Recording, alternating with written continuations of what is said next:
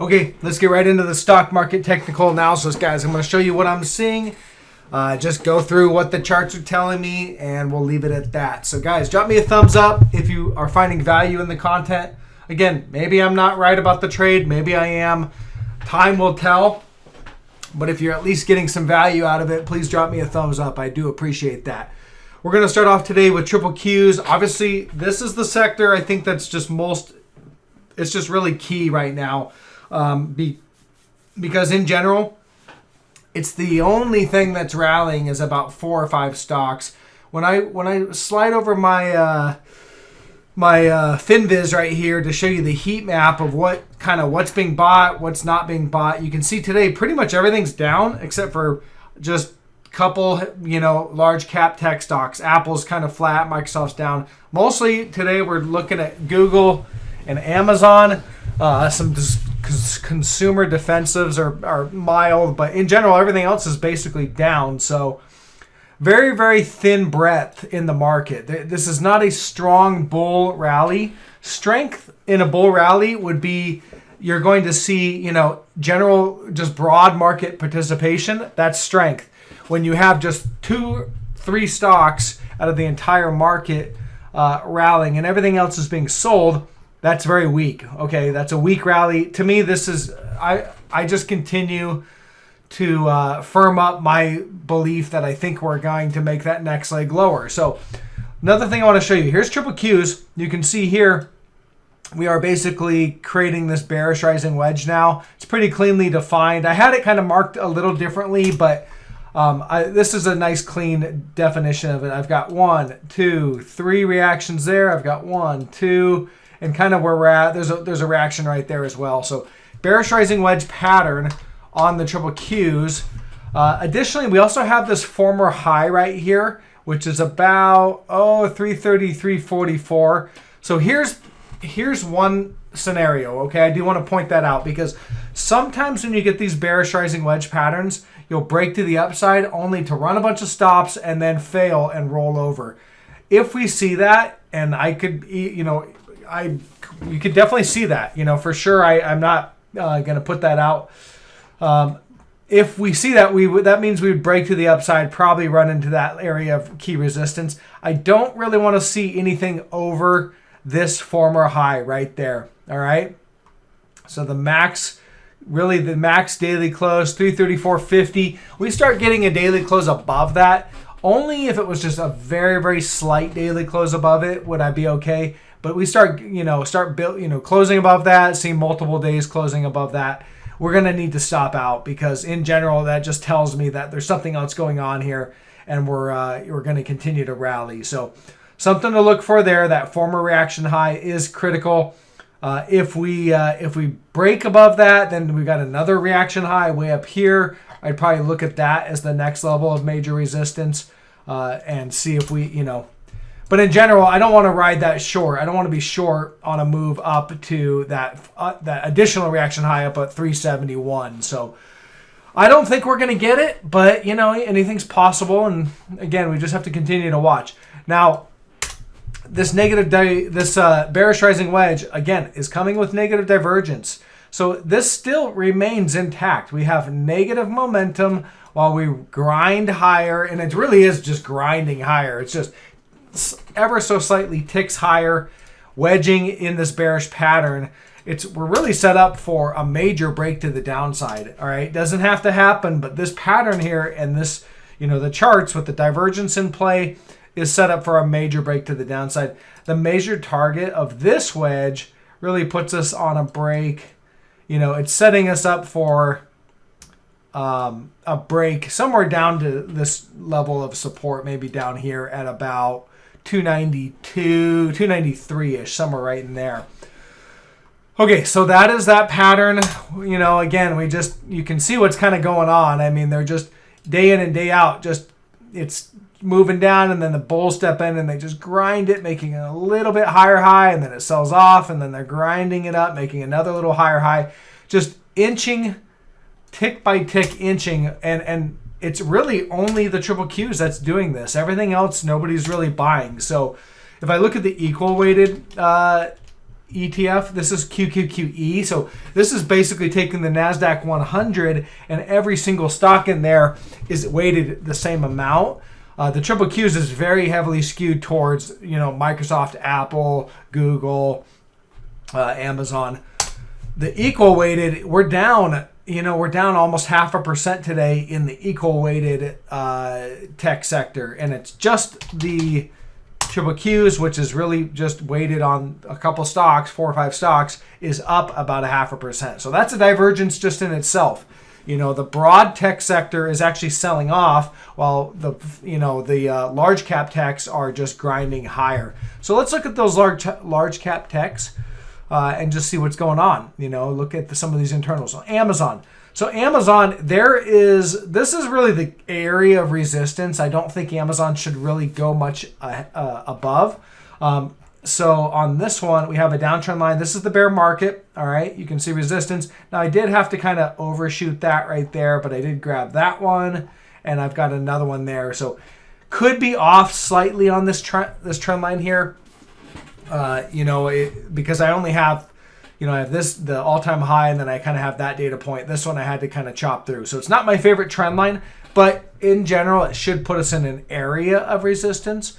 Okay, and then the other thing that is, I think, critical at least, is this island reversal right here. All right, this candlestick is an island reversal. You gap up, you gap down. It signals a major trend reversal. Now, it's not uncommon to see a back test or a rally back into that candle, but we don't want to see a daily close above it. All right, daily close above that candle, and that really puts that, it kind of voids that as a reversal candlestick. So that's it on that one. And where we're trading right now is basically at the kind of the max area right there, 113ish. So we're probably going to close right in here, and then we'll see what tomorrow brings. Does it break out to the upside, and do we get that close above there, or do we get rejected right here? Odds say we get rejected because this is the resistance level, but it's possible that we break out. The other thing that we don't have on Amazon, don't really have that divergence. So if it does break out like this, maybe just tomorrow breaks out, you would make a divergent high. But again, a daily close above that candle puts that into question. So what I'd be looking for is if it does gap up, then maybe they sell it off pretty hard too. And so that would be a divergent high on the open, and then they sell into that, and you close back below that 113 area. That is a possibility there on that one. Google. Let's look at the other one, GOOGL. So Google is above this trendline resistance that I had marked out right here. It shows pretty clearly on the weekly chart. All right, this is coming off the 2008 lows. You've got lots of reactions. We X out COVID. It's kind of an outlier there. And then we back tested, we back tested several weeks there, back tested for a couple weeks there. This one, we're above it right now. We've broken out to the upside. But again, this is a weekly chart, and we have one more day in the week. So that kind of sets us up for a rejection tomorrow, potentially, a big sell-off tomorrow, and this to be a false breakout on the weekly chart. I don't know if that's going to play out, something to look for. If you see that, that's obviously going to give us a clue that, this was a false breakout bull trap, and we're likely going to head lower. So that is Google as of right now. On the daily, I suspect they're going to just kind of hold it in this area today, and then we'll see how tomorrow. Maybe there's an unemployment thing that comes out tomorrow, and they'll use that as an excuse to sell it off. Again, look at the weekly chart to give us a clue on that one. A weekly close above that trend line, that's bullish in general, so we'll watch for that. Microsoft is just more of the same. It's just this kind of float higher on pretty low, it's just grinding float higher just in Microsoft, making ever so slightly highs, but just not very impulsive buying. So to me, it really does look like it is, near the top of where it's going to bounce to. I've got resistance here on Microsoft right about 315-ish. So we might float it, maybe a little higher, but in general, I don't really want to see it going too much beyond that. We start to break above that and start to break out to the upside. The all-time highs are just overhead at 346, which would probably set us up for a double top to the all-time highs. Okay, so we'll watch for that. Meta, again, just, after earnings, it gapped up. You had this bearish rising wedge. We gapped up after earnings, sold down a little. It's really just not doing anything.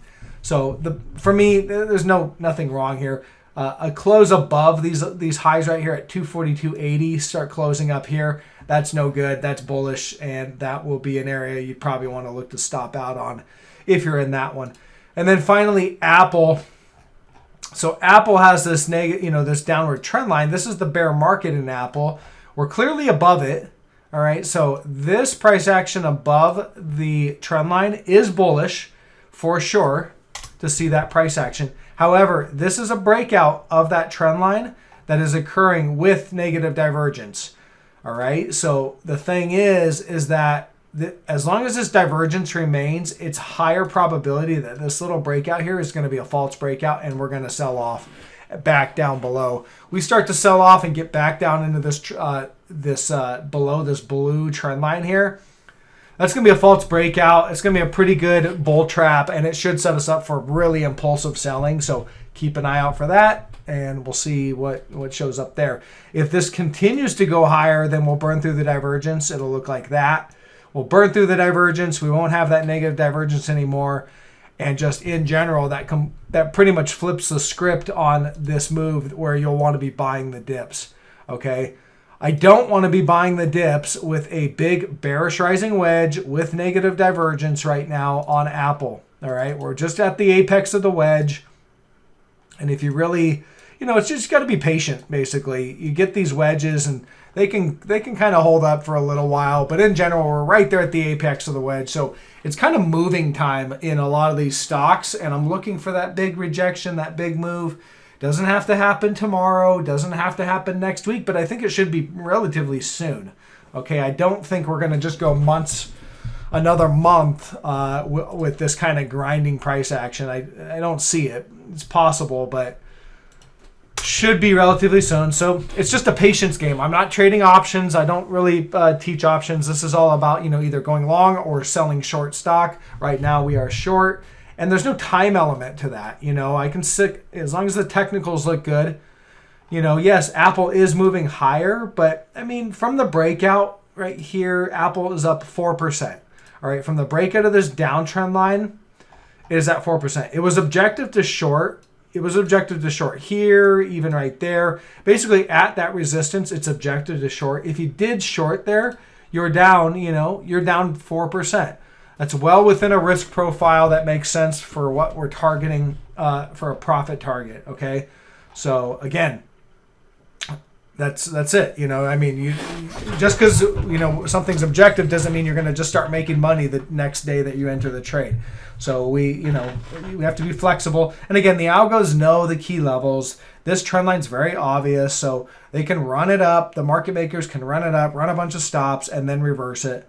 And that's what I'm expecting to happen. We just need to see it, and I think it should happen relatively soon. The other thing on Apple, and Apple's obviously one of the critical stocks because it's just so heavily weighted in the S&P 500 and the triple Qs, obviously, is this level right here. Your former high, all right, the former high of 176.40, that was an intraday high, and then the highest close we've had in this pattern, this from this former peak right here, was about 174.51 ish.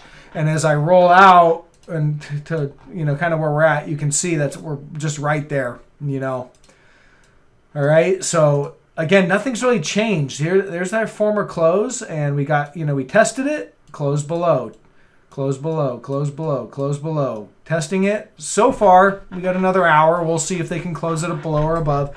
And, we're just not doing anything. So keep an eye on Apple. And, again, it probably feels to the bulls. I know if you're long the triple Qs, these little incremental ticks higher keep you in the trade because you see your portfolio kind of ticking up ever so slightly and you feel happy. Hey, I'm making money.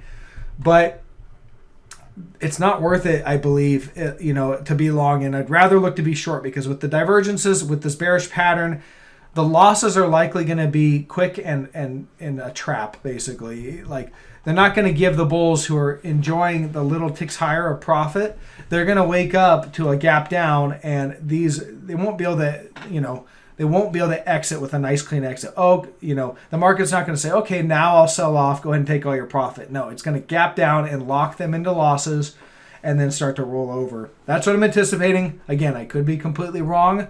So each person needs to understand where their comfort level is on stopping out. For me, I'm still comfortable with the technicals. I think it doesn't make sense to stop out yet. We're right at kind of key levels, and it's just a waiting game right now. So if something changes, obviously I'll come out, put out a video letting you guys know that I'm stopping out. But as of right now, this is where what I'm thinking. Gold miners all getting sold down today. And again, this is not a trade that I have been involved in. But again, these divergences often forecast a lot of this stuff. So here's a negative divergence on the daily chart there. And I did circle that right there and told you guys that recently we made a divergent high. That's a divergent high on GDX and the miners, and boom, they're selling into it. So support's down here, right there at about 33.40-ish. A break of that will likely set GDX up for a move down to, about 31, somewhere right in there. And that would be the next level to the downside if you break that support level. Nvidia, I know this is another one I've been talking about. So again, not a lot of technical change, just kind of floating higher, diverging, just building on the divergence. It's kind of like a pressure cooker. I view it as a pressure cooker. The upside is limited. Doesn't mean that we can't continue to kind of build on the upside, but it's likely limited, and then you're very, very likely going to have an explosive move to the downside, trapping in a lot of the longs. And that's how I continue to view this. So Nvidia's former high, if I zoom in, you can see, I have to zoom in. There it is. Former intraday high was about 289.64. Former intraday close, 287.33. So those are kind of key levels right there. And as I roll out, this is kind of where where we are stuck at. So we did have one intraday close slightly above there. But again, this is resistance, all right? So Nvidia is right at resistance. It's just grinding around while the triple Q is kind of is floating higher, just very marginal. And I suspect we're going to get a big move to the downside. All right, big negative divergence here is indicating that that's likely going to happen. If I had to guess, I don't know what the catalyst will be. It'll be, it'll be some report. The market will just pick something. It won't really matter. But ultimately, if I had to guess, I suspect Nvidia is going to gap down below this price action right here. Right below there, probably 262.77, okay, on a big move to the downside, which would be, which is going to trap virtually a month or so, maybe all the way back to about, mid-March or so. I think we're going to trap all that bullish price action into their longs, and then impulsive selling from there, okay? So that's it on Nvidia. And here's the semiconductors, just the semiconductor ETF. You can see we had an uptrend line here, all right? And we are not, we're not going up anymore. We're kind of going sideways. We broke down. We're just kind of grinding around.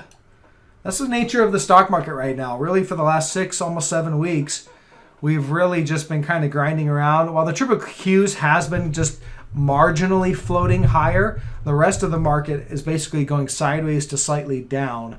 So, if you have, if you own Microsoft and Apple, which most retail people own that stuff, so it kind of sets it up for a euphoric environment, but the reality of the technicals is not, the same of how people feel. The market is not going higher. The market is going basically flat. Here's the SPY. The SPY over the last, month or so is pretty much just going sideways. It's going nowhere. Okay. And then if I look at the equal weighted SPY, which kind of throws out the FANG stocks because that's really the only thing that's ultimately been going up. We are, you know, still continuing lower basically. You can see here we made a high and we're just trending lower. And here's a low, here's a lower low. So we're in a downtrend on the broad market if you throw out all the weighting of the, you know, basically Apple and Microsoft and just those few. And so when I go back to that, there it is. That's not a strong market. All right.